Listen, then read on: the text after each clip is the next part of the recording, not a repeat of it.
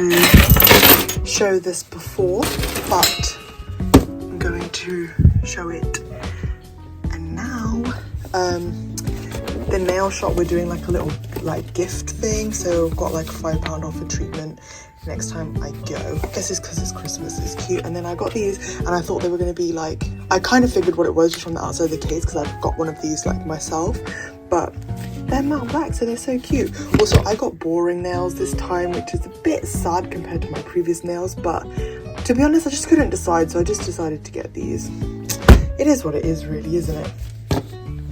And while I was in town, because I can't help myself, even though my bookshelf is already overflowing, oh, you can't even see, like there's way more behind there, and that's not even all of them. Like I've got pile on the floor, you can see it's on the top. Oh, it's just a lot.